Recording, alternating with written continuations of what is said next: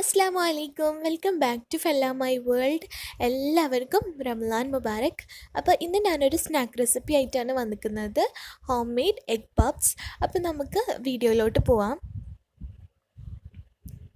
അപ്പോൾ ഇതിന് വേണ്ടത് നമുക്ക് ആദ്യം ഒരു മാവ് പ്രിപ്പയർ ചെയ്തെടുക്കണം. അപ്പോൾ ഞാനിതിവിടെ 2 കപ്പ് മൈദ എടുത്തിട്ടുണ്ട്. 250 ml കപ്പിൽ 2 കപ്പ് മൈദയാണ് എടുത്തിരിക്കുന്നത്.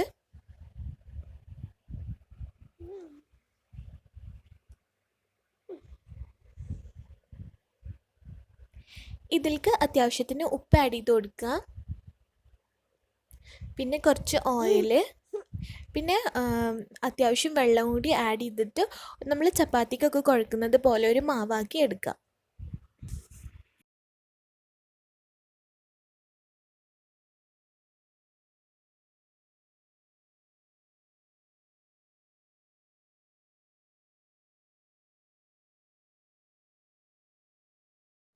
അപ്പോൾ ഇത് നമ്മുടെ മാവിടെ റെഡി ആയിട്ടുണ്ട്. ഇതിൻ്റെ മേലെ കുറച്ച് ഓയിൽ സ്പ്രെഡ് ചെയ്തിട്ട് നമ്മുടെ മസാല റെഡി ആവുന്നത് വരെ ഒന്ന് മാറ്റി വെക്കാം.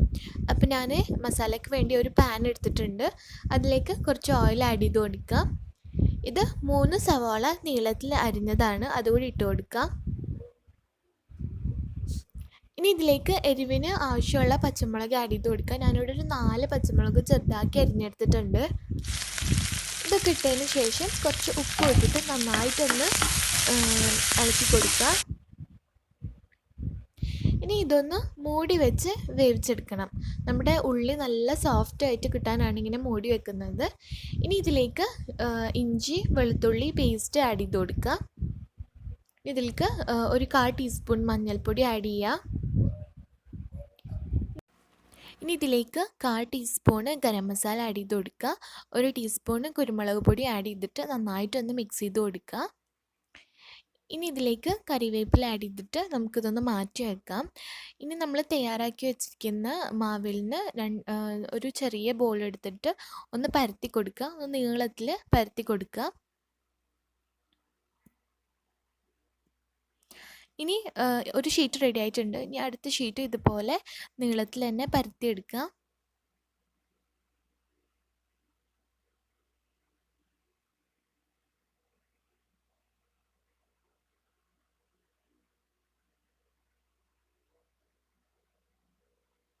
നിങ്ങൾക്ക് വേണമെങ്കിൽ ഇത് സൈഡൊക്കെ കട്ട് ചെയ്തിട്ട് ഒന്ന് ശരിക്കാക്കാം.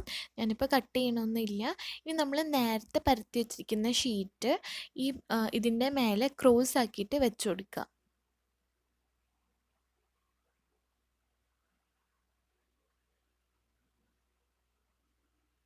ഇനി ഇതിൻ്റെ നടുവിൽ നമ്മൾ നേരത്തെ തയ്യാറാക്കി വെച്ചിരിക്കുന്ന മസാലയും കൂടി ആഡ് ചെയ്ത് കൊടുക്കുക.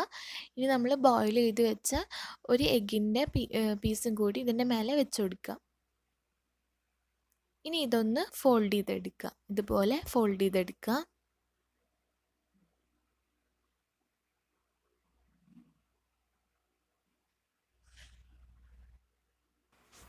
ഇനി ഇതുപോലെ ബാക്കിയുള്ളതൊക്കെ ചെയ്തെടുക്കുക കേട്ടോ.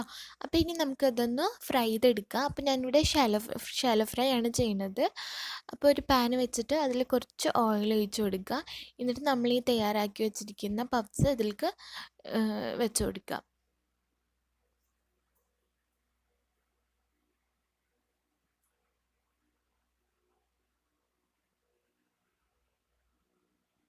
ഇനി ഇതൊന്ന് മൂടി വെച്ച് വേവിച്ചെടുക്കാം.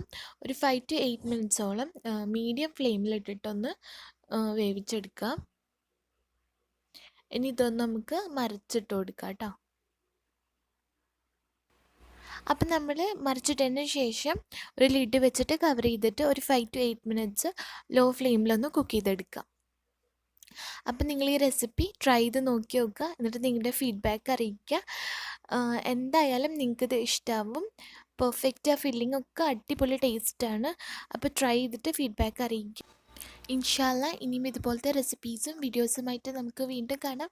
Till then bye.